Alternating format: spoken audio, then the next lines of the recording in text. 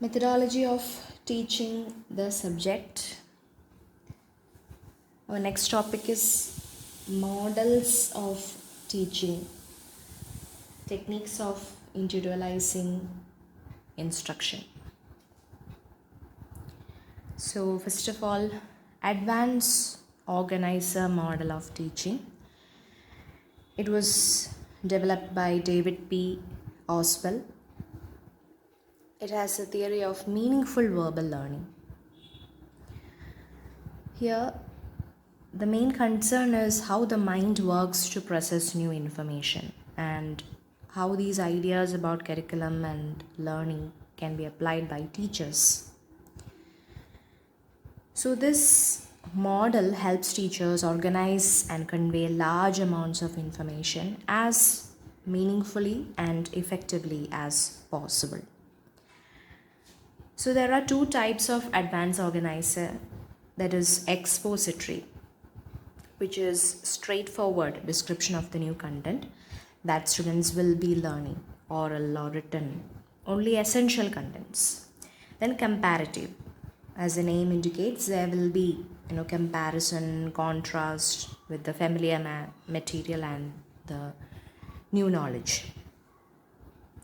So the two principles at work in this model is progressive differentiation and interactive reconciliation.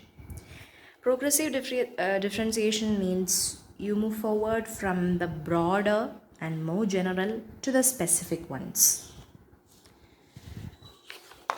And the integrative reconciliation means that you relate new items to previously learned content. So it's all about meaningful learning. Then coming to the syntax of the model, we have three phases. First of all, presentation of the advanced organizer. Second is presentation of the learning task or material. And third phase is strengthening of the cognitive organizer. So coming to the first phase, that is presentation of the advanced organizer, we have three activities. That is, first of all, clarify the aim of the lesson. The teacher should be able to capture students' attention in order to gain the learning goals. For that, teacher has to plan well. And the second is presenting the organizer with attributes, with examples, with context, and teacher should repeat it. And the third one is promoting awareness of relevant knowledge. That it is very important to give awareness to the learners, giving prior knowledge and experiences. So it will be easy for them to connect it with the new information. And coming to phase 2, that is the presentation of learning task or material. It consists of following activities. That is, you have to present the material, that maintain the attention through the whole session, make the organization explicit, make logical order of learning explicit. You can use the form of lecturers, discussion, films, experiments, or reading. So in that way, these all are techniques of these. We all know that different students have their own way of learning. They are different individuals. So teacher has to try out different techniques. So that is all about individualizing instruction. Then coming to phase 3, that is strengthening of cognitive organization. It is that the teacher should anchor the new learning material in students' existing cognitive structure. So the 4 activities are really important for that. Promoting interactive reconciliation, promote active reception learning, eliciting a critical approach to the subject matter, and clarification. So that's all about the syntax. Then coming to the social system, the teacher has a control of the intellectual structure. So during the first 2 phases, it is highly structured. But the third phase is sort of a discussion type. There will be free interaction between the students and the teacher. Then third one is principles of interaction. That is, the teacher reacts to the pupil's reactions. The teacher has to give clarifications and reconcile with the existing knowledge. You have to connect the new knowledge with the previous one. The students should not struggle with the new knowledge. Then fourth is support system. Well organized learning materials should be used for the presentation of new items, from the known to unknown, from simple to complex, like that. There is this progression which is very important. And the fifth one is instructional and nurturing effects. There will be formation of conceptual structures, meaningful assimilation of information and ideas. So the teacher should develop the habit of inquiry in students and the habit of precise thinking. Then only they will be able to discuss and have a critical approach to the subject matter. So this is the first model, which is known as the advanced organizer model. Then there is this model called Synaptics Model. Okay, it is not that much important, but still you should know about it. And it was formed, it was developed by William J.J. Gordon and his colleagues. Another important exponent is George M. Prince. So it is a model of creative thinking. Synaptics, it's a Greek word, and the meaning is joining together of different ideas. So Synaptics is an instructional model designed to activate students' creativity, help them see old ideas in a new way, and through employing various forms of metaphoric thinking will be there to activate their generative thinking. So here brainstorming activity will be used by the teacher. And the next model is concept attainment model. It belongs to the family of information processing model, and it was developed by Jerome Bruner and his associates. So it is also called Bruner's concept attainment model. It enables the students to understand fully the similarities and relationships among various things present in the world. And we can discuss this under 4 major categories, such as goals and assumptions, model of teaching, application, instructional, and nurturant effects. So the goals and assumption is that our environment is surrounded by a large number of diverse things. There are many different things in this world. So you have to categorize things in groups and form concepts. So for categorizing them to form groups, we should have a concept, and this concept is has 3 elements, that is exemplars, attributes, and attributes values. So exemplar means example itself. They refer to insistence of the concept. There will be positive concepts, there will be negative concepts. So examples should be provided, then it will be easy for the students to understand it. Then attributes means they are characteristics of exemplars.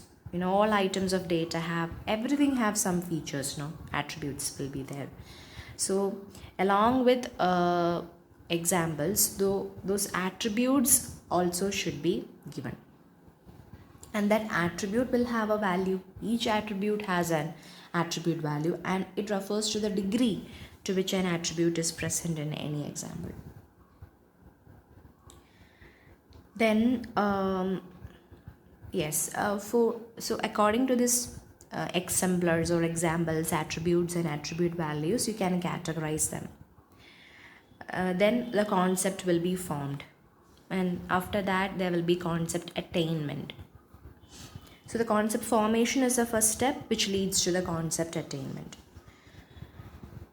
So then the efforts are made to determine the attributes of the concept. The students should be well versed with this examples, attributes, and its value. So it is an act of contrast and invention.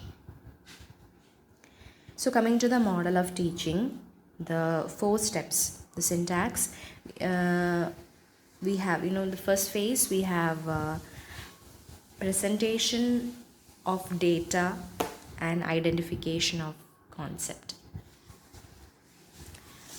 So the teacher presents the labeled examples. Students compare these attributes in positive and negative examples. Students generate and test hypothesis. Students state a definition according to essential attributes. And coming to phase 2. Phase 2 is testing attainment of the concept. The students identify additional unlabeled examples as yes or no. The teacher confirms hypothesis, names concepts, and relates definition according to essential attributes, and students generate examples. So these are different, the order in which the teaching process move on.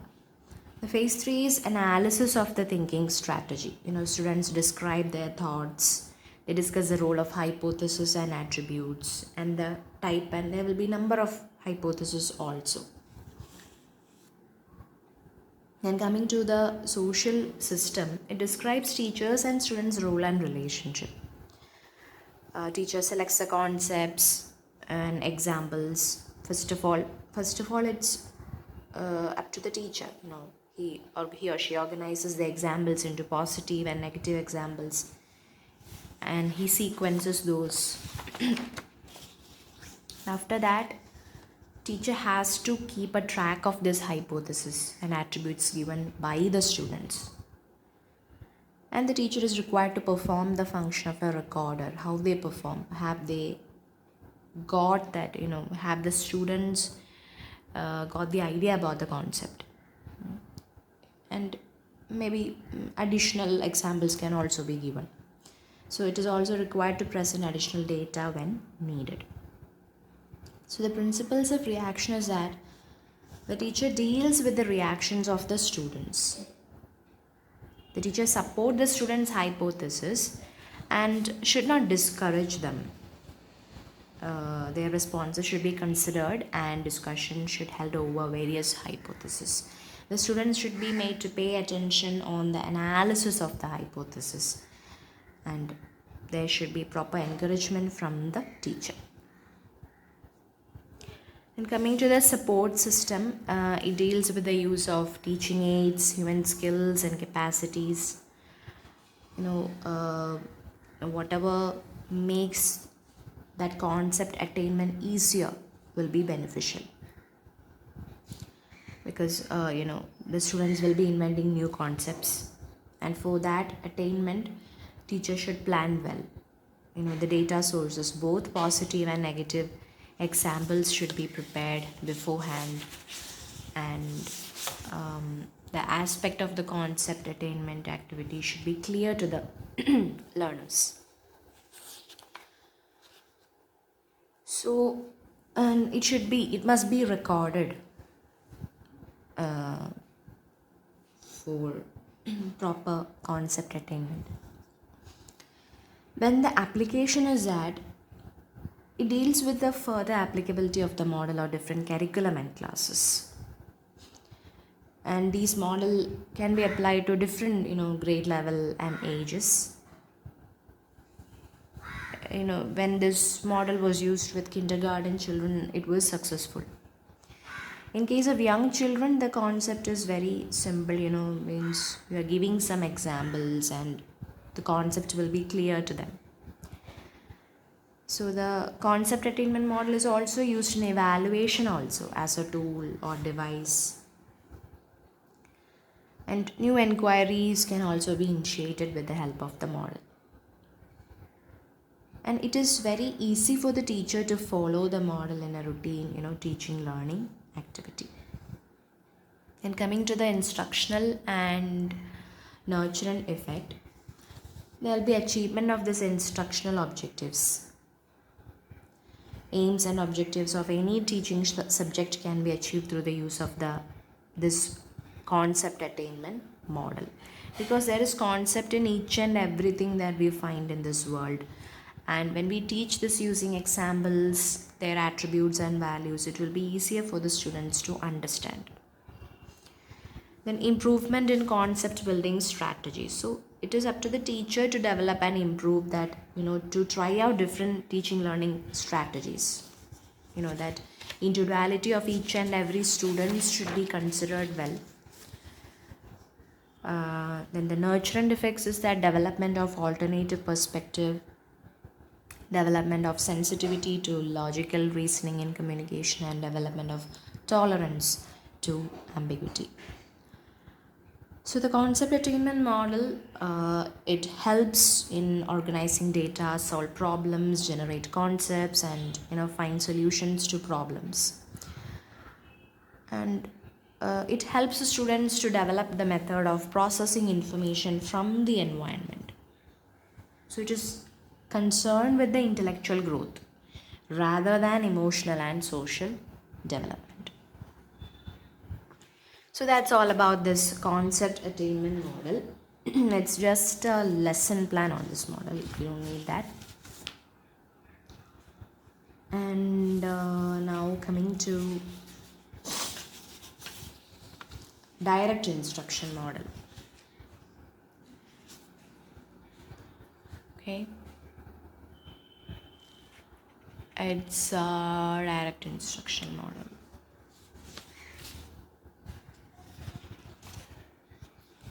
Okay, so it belongs to the behavioral systems family. It is the use of straightforward, explicit teaching techniques. It is teacher directed method.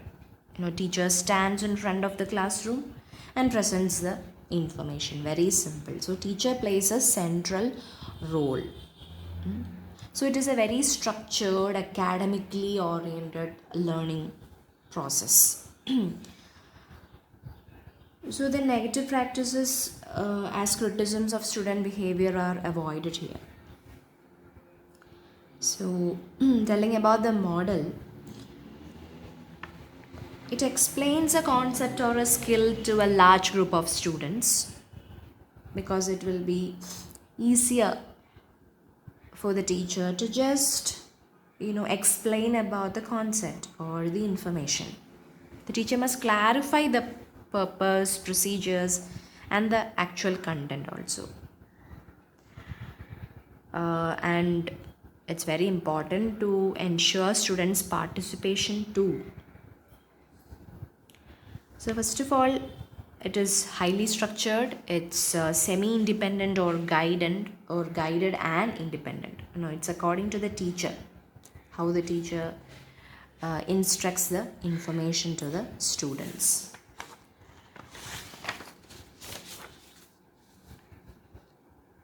The errors can be corrected, feedback can be given, reinforcement can be given, and the duration is very short, intense, highly motivated practice. Then the more a person practices a skill, the longer it takes him to forget it. That's the main idea in this. And coming to monitoring,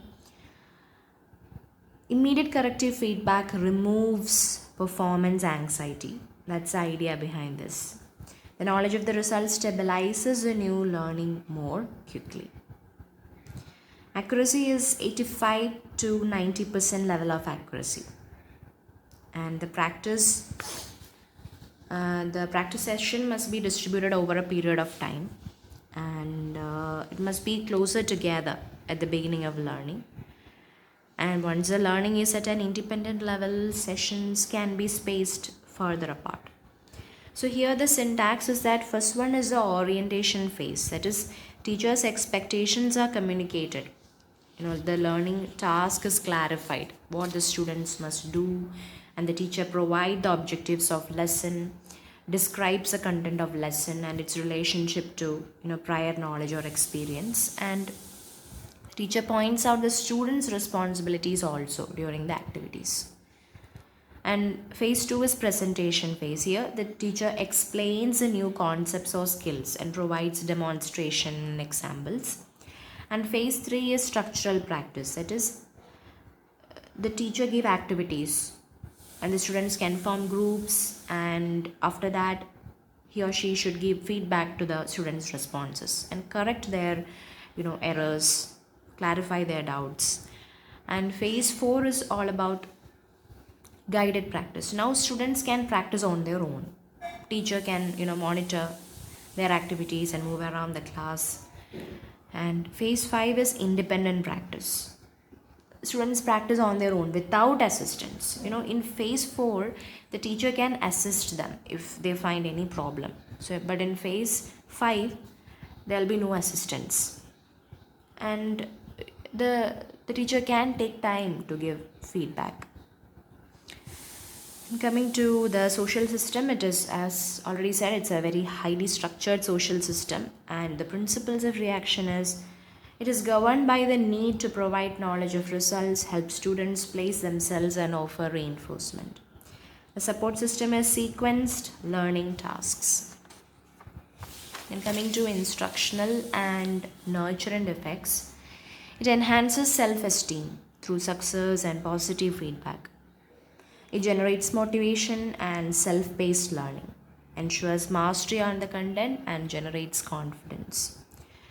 So this model helps to master the basic information and skills in core curriculum, and also develop in language skills, listening, speaking, reading, and writing. And there will be face-to-face interaction by the teacher using carefully sequenced daily lessons. Next is role play model. So this belongs to the group of social family model of teaching, and it was designed by George Shaftel and Fanny Shaftel. It helps the students study their social values and reflect them. So it's all about role playing. It's a kind of a simulation. It focuses on the interaction between the role players without a structure of rules and competition. So it's like a laboratory. Students will try out different characters, discuss on them, and will try to improve their talents. So it's a kind of an adaptive technique. So role play are of two types: structured role play and spontaneous role play. In structured role play, everything will be planned beforehand, and the stage, the settings, there will be proper setting and dialogue practice and all that. But in spontaneous role play, the teacher while taking class itself, maybe the teacher will randomly select a student and tells them to perform something. So it's on the spot kind of thing. So coming to the syntax, that is phase 1, specify the training aims and objectives. Why we are doing this? Why we are doing this role play? The goals and objectives will be explained by the teacher. So, and phase 2 is all about setting up the role play. There will be warming up of the players, and a perfect the problem will be selected. There will be a problem, and that problem will be enacted, and a solution should be found out. So in the second phase, this problem story is interpreted and explained. And phase 3, you will devise a scenario. You can check the design system, you can write a brief introduction, and the role playing, everything can be designed, and the attitudes, feelings, and emotions of each characters should be known to the role players. And according to that, during phase 4, you can identify the roles. The teacher should give proper explanation of each and every character to the students. There is character description during the phase 4. The role, the associated aspects of each characters, and the major attributes, or the key role should be presented. I'm just giving you an overall idea about this. Okay, then phase 5 is enacting. The process will be the whole stage process will be on this phase. So we have two main ways of role play. That is a fishbowl tactic. That is, here the players meet in the center of the circle of observers. And there is parallel tactic. That is, there will be pairs and there will be observers to see the performance of each of these pairs. So many role plays can be carried out simultaneously. So that's the difference between fishbowl and parallel tactic. Then phase 6 is debriefing. There will be reactions. It will be connected to the reality, and you have to transfer between these, the reactions and the reality, how the role play can be connected to the reality, and you have to give proper evaluation too. So the teacher should help to express a strong feelings about the characters or the actors, and in that way, the way the students perform can be improved, and a proper solution can also be found out. So the role play, it helps to develop imagination and communication skills. Lessons can use role plays to emphasize the value of feelings and creativity as well as knowledge. So it can show the world as complex place with the complicated problems, and proper solutions can be found out.